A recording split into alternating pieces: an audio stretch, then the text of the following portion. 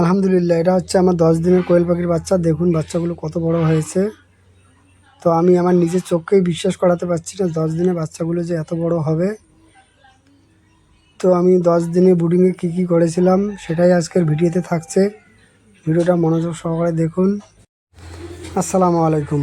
আশা করি আপনারা সবাই ভালো আছেন। আল্লাহের রহমতে আমিও ভালো আছি। তো আজকের ভিডিওটা শুরু করতে যাচ্ছি, ভিডিওটা মনোযোগ সহকারে একটু শুনবেন।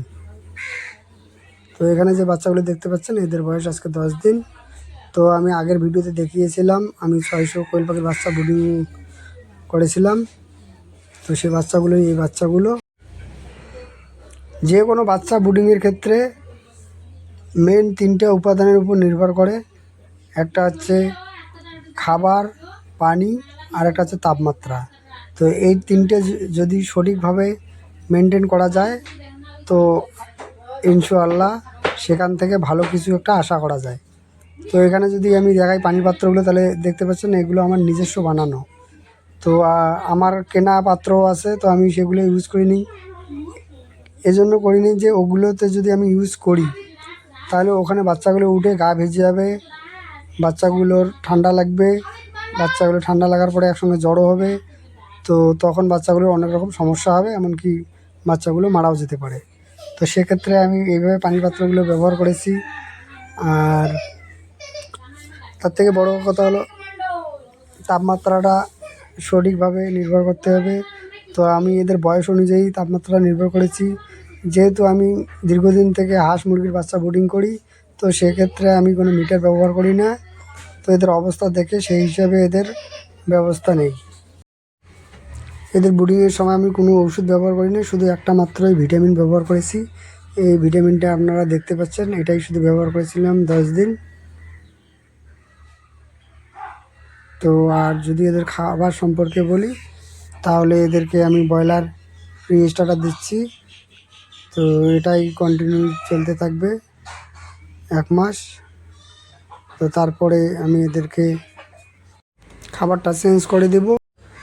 ছোট অবস্থায় এদের খাবারের প্রতি যথেষ্ট গুরুত্ব দিতে হয়, যেহেতু বাচ্চাগুলো অনেক ছোট ছোট থাকে। তো এদেরকে খাবারও সে পরিমাণ দিতে হয়। তো সেক্ষেত্রে আমি খাবারগুলোকে ব্লেন্ডার মেশিনে ব্লেন্ড করে দেই। তো প্রথম 5 দিন এদেরকে আমি খাবারগুলো ছিটিয়ে দিয়েছিলাম। তারপরে 5 দিন পরে আমি খাবার পাত্রটা ব্যবহার করি আর 2টা প্লেট ব্যবহার করি। কিছু পরিমাণ প্লেটে খাবারটা দেই। 5 দিন পর থেকে আমার কোয়েল পাখির বাচ্চাগুলো পাত্রের মধ্যে খাওয়া শুরু করে। তো কোয়েল পাখির বাচ্চা খুবই ছোট হয়, যার জন্য এদের যত্নটা একটু বেশি পরিমাণে করতে হয়। তো এদের আমি অনেক যত্ন করেছিলাম এই 10 দিনে।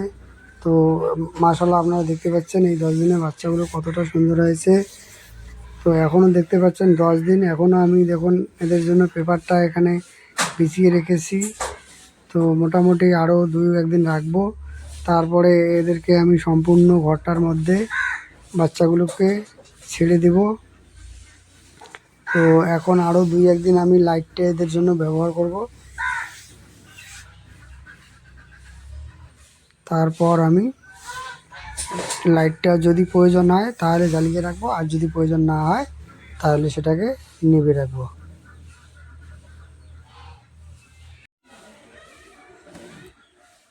তো কেমন হয়েছে একটু কমেন্ট করে জানাবেন। আমার ভিডিওটা যদি ভালো লাগে তো ভিডিওটা একটু শেয়ার করবেন, আর আমার মায়ার খামার ইউটিউব চ্যানেলটা সাবস্ক্রাইব করবেন। আজকে এ পর্যন্ত, দেখাবো অন্য কোনো ভিডিওতে। আসসালামু আলাইকুম।